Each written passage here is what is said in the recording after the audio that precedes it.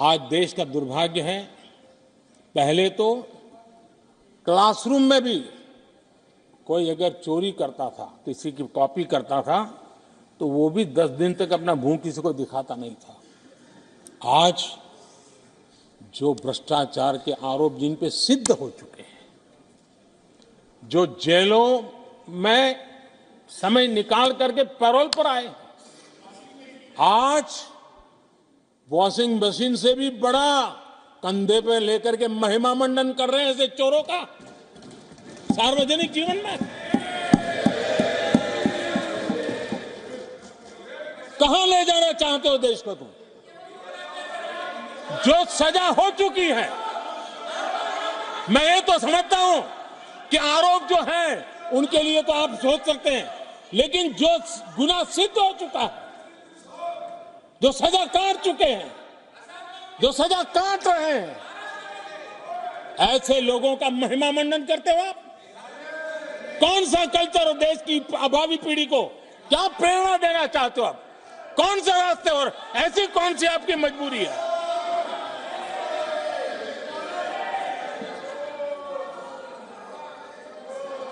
और ऐसे लोगों का महिमा मंडन किया जा रहा है, उनको महान बताया जा रहा है।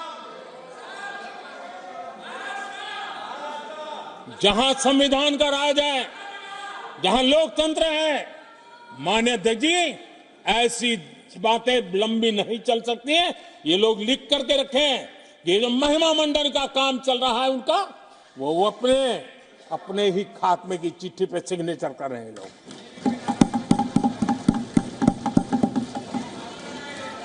आदरणीय अध्यक्ष जी, जांच करना ये एजेंसियों का काम है। एजेंसियां स्वतंत्र होती हैं और संविधान ने उनको स्वतंत्र रखा हुआ है, और जज करने का काम न्यायाधीश का है।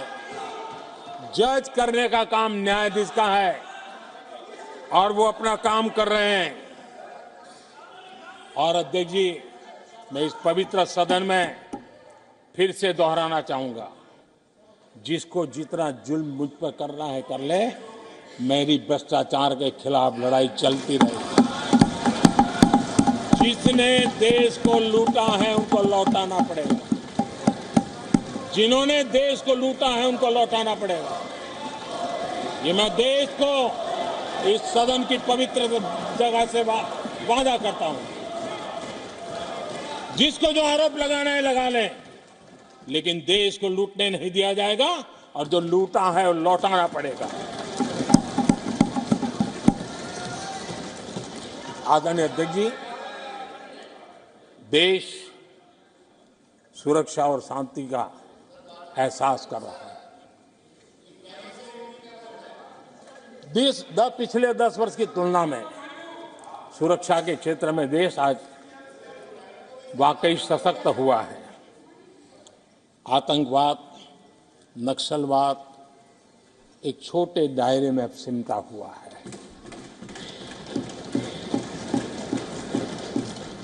लेकिन भारत की जो टेररिज्म के प्रति जीरो टॉलरेंस नीति है, आज पूरे विश्व को भी भारत की इस नीति की तरफ चलने के लिए मजबूर होना पड़ा। भारत की सेनाएं सीमाओं से लेकर के समंदर तक अपने सामर्थ्य को लेकर के आज भी आग है। हमें हमारी सेना के पराक्रम पर गर्व होना चाहिए। हम कितना ही उनके मोरल तोड़ने की कोशिश करें, मुझे मेरी सेना पर भरोसा है। मैंने उनके सामर्थ्य को देखा है। कुछ राजनेता सेना के लिए हल्के फुल्के शब्द बोल दें, इससे मेरे देश की सेना डिमोरलाइज होगी। ये सपनों में कोई रहते तो निकल जाए। देश के मूड को वो खत्म नहीं कर सकते, और किसी के एजेंट बन करके इस प्रकार की भाषा अगर कहीं से भी उठती है, देश कभी स्वीकार नहीं कर सकता है। और जो खुलेआम देश में अलग देश बनाने की वकालत करते हैं,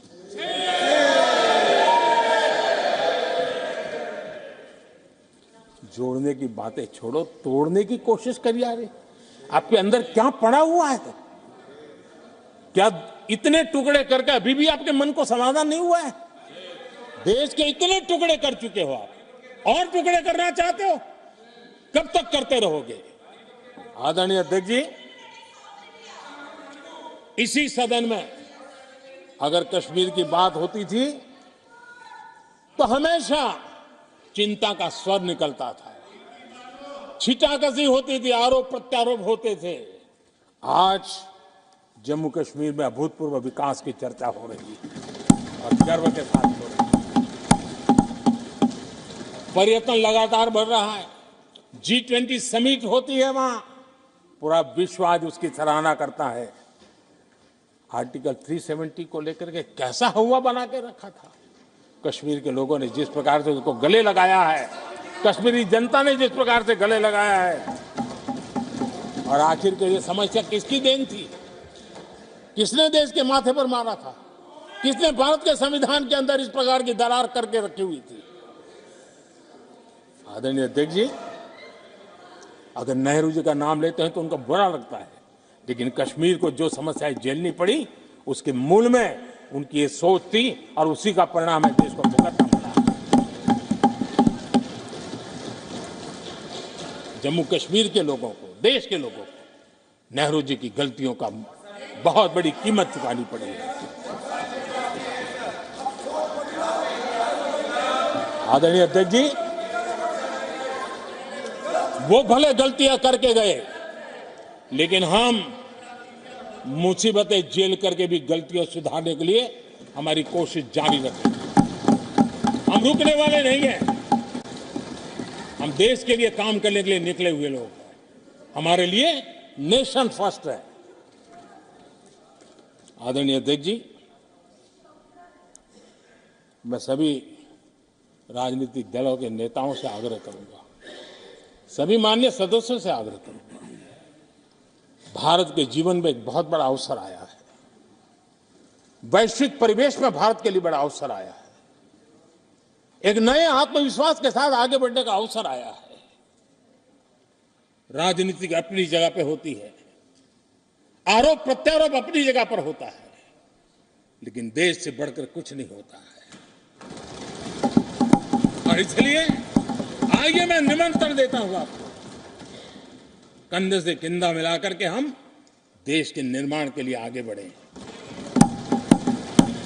राजनीति में किसी भी जगह पर रहते हुए भी राष्ट्र निर्माण में आगे बढ़ने में कोई रुकावट नहीं आती।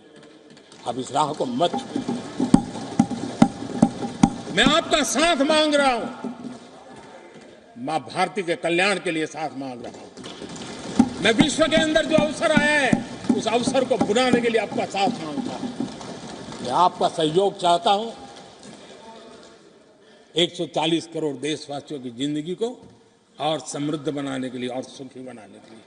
लेकिन अगर आप साथ नहीं दे सकते हैं और अगर आपका हाथ ईंटें फेंकने पर ही तुला हुआ है, तो आप लिख करके रखिए, आपकी हर ईंट को मैं विकसित भारत की नींव मजबूत करने के लिए लगाऊंगा।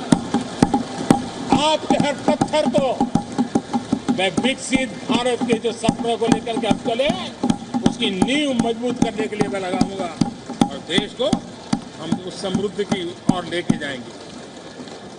जितने पत्थर उछाल लीजिए, आपका हर पत्थर भारत के समृद्ध, भारत के विकसित भारत के सपने को समृद्ध बनाने के लिए हर पत्थर को मैं काम में ले लूंगा। ये भी मैं आपको विश्वास दिलाता हूं। आदरणीय अध्यक्ष जी, मैं जानता हूं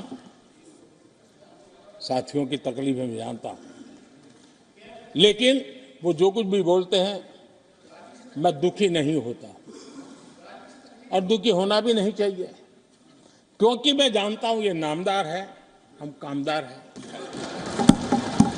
और हम कामदारों को तो नामदारों से सुनना ही पड़ता है जी। तो नामदार कुछ भी कहते रहें, कुछ भी कहने का उनको तो जन्मजात अधिकार मिले हुए हैं, और हम कामदारों को सुनना होता है। हम सुनते भी रहेंगे और देश को सहजते भी रहेंगे, देश को आगे बढ़ाते रहेंगे। आदरणीय अध्यक्ष जी, आपने मुझे इस पवित्र सदन में आदरणीय राष्ट्रपति जी के उद्बोधन को समर्थन करने के लिए बोलने का अवसर दिया। मैं आदरणीय राष्ट्रपति जी के उद्बोधन को समर्थन देते हुए धन्यवाद प्रस्ताव पर आभार व्यक्त करते हुए मेरी वाणी को विराम देता हूं।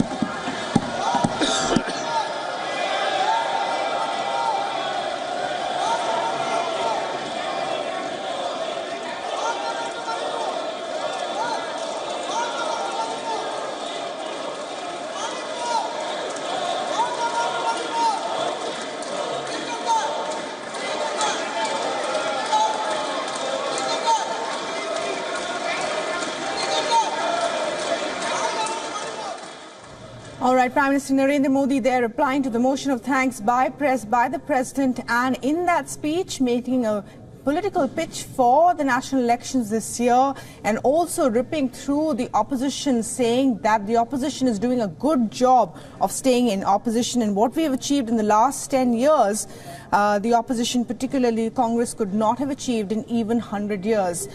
Taking some of the points from the budget, speaking about the BJP and the NDA's agenda for the upcoming elections, saying we will carry forward our work for the poor, for women, for farmers and for the youth. He also pointed out that in 2014, India was the 11th largest economy. Today, it is the 5th largest economy. And in the BJP's third term going forward, India will become the third largest economy. Importantly, also making a major pitch for this year's election, saying that we are confident of getting over 370 seats alone in this election. The NDA will get over 400 seats, ripping through the Congress, particularly Rahul Gandhi, and talking about the mistakes in the past made by Indira Gandhi and Nehru as well, and taking sharp jibes at the Congress, particularly Rahul Gandhi, where he said Rahul Gandhi's Mohabbat Ki Dukaan slogan has no meaning. They are launching the same product over and over again. He also spoke at length about Manipur, that, remember, Manipur has been brought into focus in Parliament several times by the opposition. He spoke at length right at the beginning of his speech about Manipur, saying we have done nothing but development in the northeast as compared to what the Congress did under its rule over the last many decades as well. The Prime Minister making a strong pitch, this also summing up the report card for the BJP in the last 10 years, talking about how many homes that the BJP has built, the BJP and the NDA government has built for the poor, saying that we built over 4 crore homes for the poor. For the urban poor, we have built 80 lakh homes.